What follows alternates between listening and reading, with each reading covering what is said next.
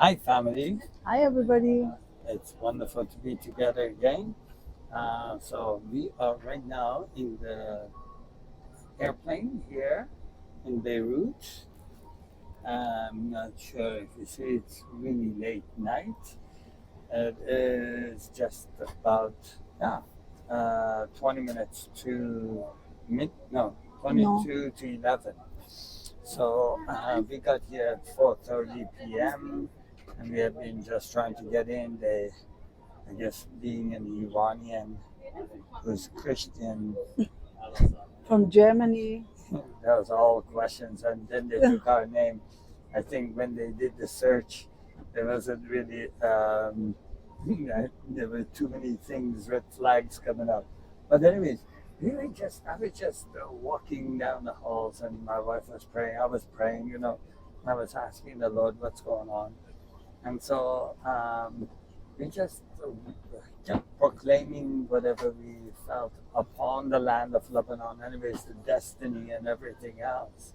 And but we got to share a bit with these guys, with the immigration officers and everything else, and how there needs to be a way for people to want to help people if the government is stopping. And it is so funny because before I came, I told Almira there was.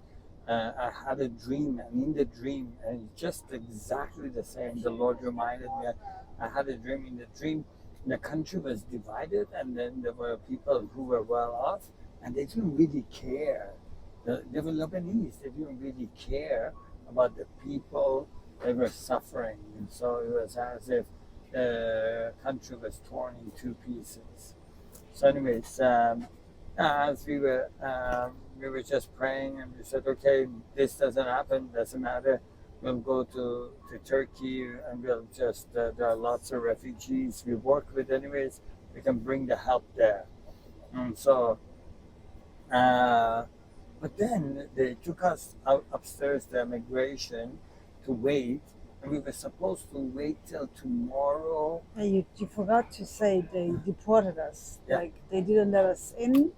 They said, no, you cannot go in like after four hours, something like that. And then they decided to deport us. Then we went up to the immigration office. And they Yeah. brought us to a room. It was really unbelievably dirty and everything else. And there are a couple of other people sitting in another room with beard and everything else. I'm like wondering why we are doing there. I'm asking them to see when's the next flight. They're like, tomorrow, it's like 5 p.m. tomorrow. And it's like, oh my goodness. I've been already awake since 3 a.m. Well, how am I going to manage that? So, as I'm trying to arrange all these things to see if there's another ticket, they're like, no, I don't speak English, this, that. So I'm trying, and I've found we had some last minute things. My wife, in the last minute of her free Wi-Fi in the airport, she managed to get an eSIM card. Then we got that, and then through that we were able to check and find out another ticket. So right now we are on our way to Jeddah to Saudi Arabia. So what happens there? Who knows? We hope they let us in. We'll see. We don't have, and they said that you can get on arrival visa, but we'll see. They said the same thing about Lebanon. So, anyways, so the journey and excitement continues. But while we were there, one of these guys with a beard, there was looked like hardcore Muslim, approached us and spoke Farsi. It's like, what? He's Iranian. So, and of course, these guys were really connected, if you know what I mean. And so they were being deported too, and suspicious basis. Anyways, and they had come from Iraq, so totally different.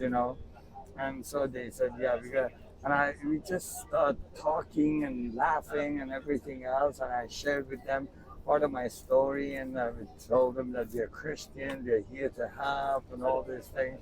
I was a little bit surprised. Told a few jokes, and then in the end, I got the chance to pray for them.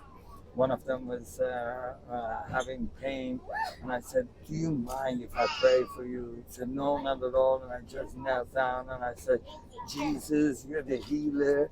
You healed so many. You still have the same powers. I speak healing over you." And I said, "God, you're the best father. You have given me a new brother.